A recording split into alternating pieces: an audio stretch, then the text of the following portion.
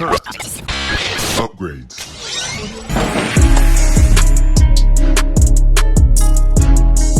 Welcome back, ladies and gentlemen, to another JVS movie review. Today, we are bringing you a review of the final installment of the Conjuring universe, and this one is called The Conjuring: The Last Rites. And here's a quick synopsis. Paranormal investigators Ed and Lorraine Warren take on one last terrifying case involving mysterious entities they must confront. And this one is directed by Michael Chaves, who also directed the last one, and La Lorna and The Nun 2. He's kind of late been the go-to director for the Conjuring universe. And of course, this stars Vera Farmiga, Patrick Wilson, but this also stars Mia Tomlinson and Ben Hardy. Now, the Conjuring universe is by far the most successful horror movie franchise ever made. And what makes it so interesting is that this is the first one that decided to do what we normally see in the superhero realm of just these connected films more than just sequels out of or just one film set sequels. No, wow, this is the fourth Conjuring movie. At this point, I think we have 3 Annabelles and 2 nuns and 1 La Lorna, and I think that's it for right now, at the top of my head, of this universe. So, but this has been the first time we've ever seen a connected horror movie universe, and for it to be as well perfected as the Conjuring universe has been for so many years. Now, anyone who knows that and you understand the greatness that the first 2 Conjuring films was, the third one, The Devil Made Me Do It, was a disappointment. Luckily for anyone who's a fan of the universe, The Last Rites kind of corrects some of those mistakes that we fell into with The Devil Made Me Do It. The Devil Made Me Do It just felt a little dispatched. Here in Last Rites, I think because it's the closeout of the series, the whole goal was to give you more interconnected stories as it pertains to the Warrens here, just from an audience perspective, to get you to understand the track that we've been on throughout the course of these films here. So when we first introduced to it, we are introduced to the Warrens as Lorraine is giving birth to their daughter, and this is a character that we've seen in the prior films in the series. And now we get to see the birth of her, and we get to see a mysterious entity around her birth at that time, and how that plays dividends for the rest of the film. We also knew that their daughter had the same gift that Lorraine had. And now we get to see exactly how that comes to fruition with the daughter and how the storyline pertains here. Now, the difference between The Last Rites, and I want to say really where the Conjuring universe veered off a little bit, in the first 2 films, especially the first one, the story was way more about the family and not necessarily the focal point of being the Warrens. As we've gone on in this series, though, the Warrens became the absolute focal point of these films. And I think that takes away a little bit from what these films were to where we are now. So here, this is, while we do get a family and we do get a possession story of this family, it still feels like the Warrens are the stars of the show here. And that the family is just a subplot to get you to more storylines of the Warrens. And I think that is where, especially of these last 2 Conjuring films, that they don't measure up to the first 2. Even with the second one, that kind of splits between the Warrens and the family, it still feels like the family plays a very pivotal role into that film. Here, it just feels like the family is there to give you the backdrop, to introduce the Warrens, and to get you to the point where we get the fantastical ending 3rd act of the Warrens fighting these demonic forces. And because that's not necessarily what the Conjuring was built upon, I think at times that can really throw you off here.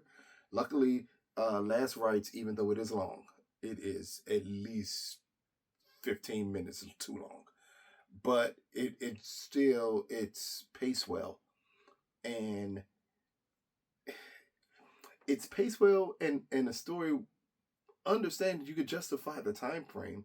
It just feels like you're trying to drag out some scenes of the setup of the big, especially in the 3rd act, of the big moments of it just feels a little dragged out to help give the audience a conclusion. And at the same time, we do get the cameos from other people in this Conjuring universe and things of that nature that also feels a little dragged out and unnecessary here.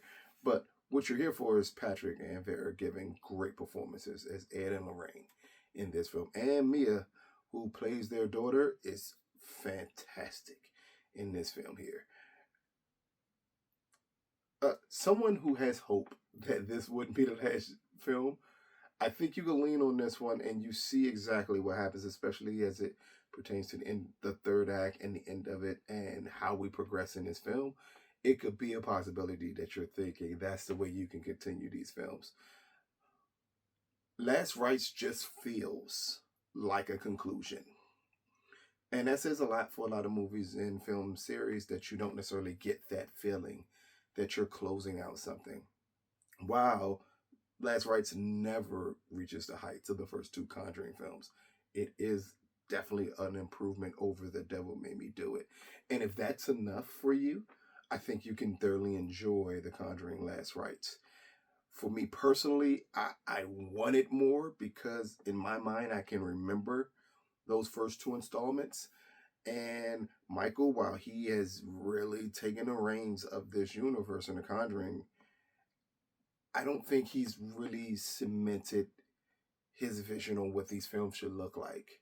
Whether it be La Llorona, whether it be The Nun 2, whether it be the last Conjuring film, it always feels like it's missing something, a key element to take it over the top. Luckily, again, for The Last Rites, it's so action-packed for a horror film. It is so quick moving, even though it is way too long. And it gives you just enough jump scares and it gives you just enough thrills where an audience can be thoroughly entertained by this film. And that is, I guess, in the end, that is the most positive part about The Conjuring Last Rites, is that you're going to be entertained. Is this the best horror movie of the year? Absolutely not. Is it even close to the best horror movie of the year? No, it's not even the best horror movie of the summer. But, well, we're closing out. We're getting into the fall movie season. But it's not even the best horror movie from Warner Brothers this year. It possibly falls as third.